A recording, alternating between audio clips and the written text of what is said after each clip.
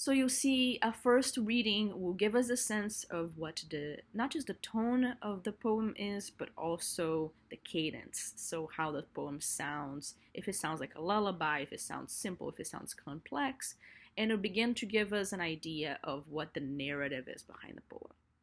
Now we're gonna go line by line, more or less, to think about the specific things that Whitney's actually saying. So this harvest time I harvestless and serviceless also, and subject unto sickness that abroad I could not go.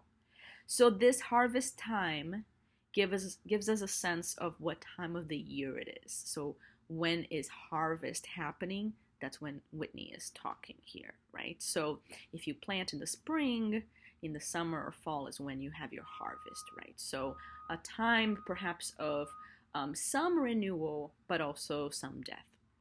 She is harvestless. So if you think about the allusion here, when you have a harvest, it means you planted something and then something came out of the ground, right? It yielded something. So you have some kind of return for your investment, if you will. So Whitney is suggesting to us that something is lacking for her. She put in some kind of effort, she planted something, and nothing came out. And serviceless also. So service in this period means work or a job, right? So she's broke and she's unemployed. And subject unto sickness that abroad I could not go. So not only does she not have the returns for whatever she planted, and she is jobless, but also she's been ill, so she can't travel.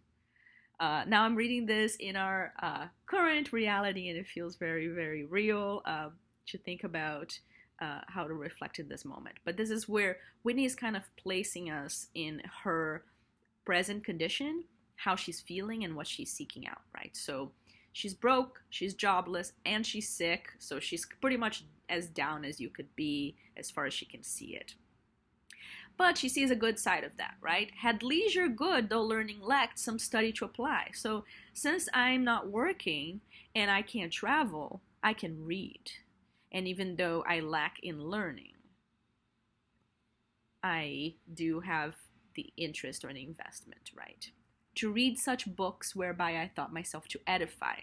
So if you don't know what that word means, now would be a good time to pause your close reading, visit the dictionary, come back here when you know what that means. So now we're going to look at what she read and how it made her feel. So sometime the scriptures I perused, but wanting a divine, which the editors tell us means minister or priest, for to resolve me in such doubts as passed this head of mine to understand, I laid them by. So she began with religious texts. She went directly to the well that most women are encouraged to go to when they want to read something. So she went to read something religious. She claims she wasn't smart enough to understand it, and that's why she put them away. Here we might try to read between the lines and think about whether that's really what happened, or she's using that as an excuse to read something a little bit more challenging or outside of what women are allowed or encouraged to read. But what she officially tells us is, okay, I didn't have a priest to explain to me what these things meant, so I let it go. And histories began to read. So I began to read now histories, wherein I found that follies erst in people did exceed.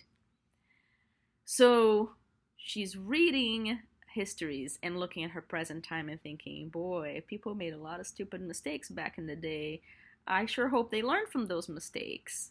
To which I see does not decrease in this our present time. More pity it is we follow them in every wicked crime. So she learns from history that all the mistakes that people made in the past, they are making again. All their follies does not decrease in this present time. They don't get shorter or smaller. We're not making fewer mistakes and learning from the past. We're actually making the same amount of mistakes and following people in their stupid crimes. So I straight were wary of those books, so she gets tired of these books as well. and many other more.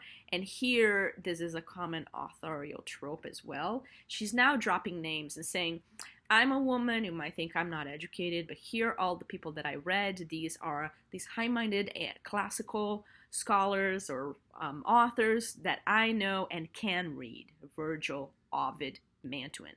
So I can read in Latin, I'm educated, I have a background. So she's not just telling us a story here, but she's also giving us her credibility check, right? So she's giving us the receipts and saying, if you're worried that I'm a woman and I don't know what I'm talking about and I don't have the clout or the background to write anything, I'm telling you, I read the same authors as you did.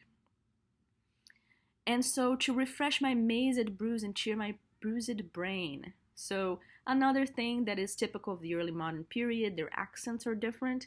That just means that the pronunciation is different, right? So it's not bruised, it's bruised. It means the same thing, but the rhyme will help with the line length.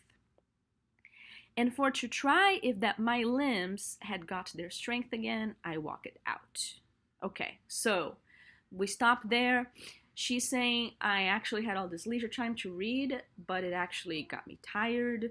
It didn't really invigorate me in the way that I wanted. It didn't invigorate my muse, which means it didn't get my creative juices flowing. So instead, I decided to go for a walk.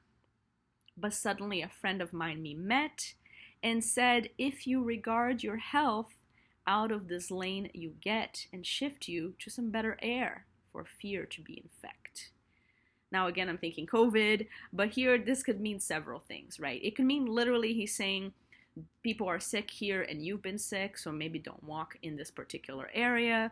But because we know that poetry is metaphorical and poetry is always saying one thing when it means another, we could also take this figuratively and saying she met a friend who said, you're not pursuing the right goals. You should move to another lane. You should move to another area and get better air. So get a change of pace or a change of air. And so she says, I thanked him for his carefulness, and this for answer gave. I'll neither shun nor seek for death, yet often the same I crave. By reason of my luckless life, believe me, this is true. In that said he, you do amiss. Then he bade me adieu. Okay, so then I'm going to stop right there, and you can continue on in your own journey reading through it. But I'm going to give you a sense of really how much work goes into reading poetry, because we have to think what the author is saying kind of between the lines. So there's the action that's being described, and then there's a little bit more underneath. We want to look at the word choices. We want to look at the implications. We want to look at what they're saying without saying, and we want to do a close analysis of each specific thought and how it connects to the whole. As you read through all of this, the author to the reader, keep in mind that she is addressing us as readers. So she's preparing us to encounter the rest of the poems. So what ideas, what philosophies, what values is Whitney giving us that are important to her that we keep in mind as we read the rest of the poems. I'll do another video close reading one of the other letters just to give you a sense of a beginning to end close reading experience, and we'll also have some troubleshooting time if you want to do another close reading as a group, which I encourage you to attend.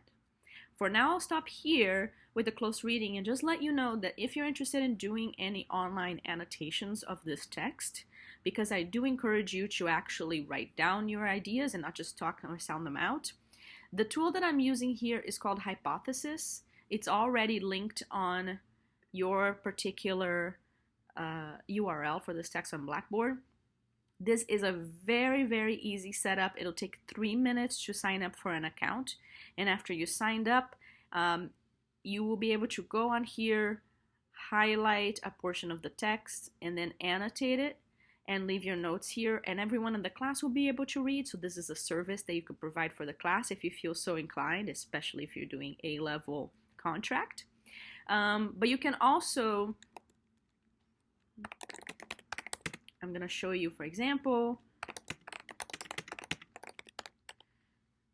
Instead of post to public, you can select only me, and then only you will have access to your annotations, and this will give you a specific place online to look at all your notes as you analyze this. We're going to stick with Whitney for project 1 and project 2, so I do recommend that you become very familiar with the text and that you take the time to really read and analyze it as much as possible.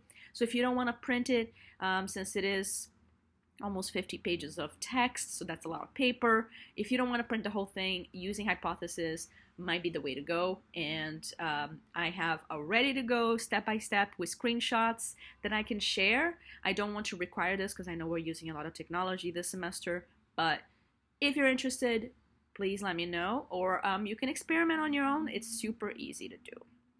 All right, and until the next one.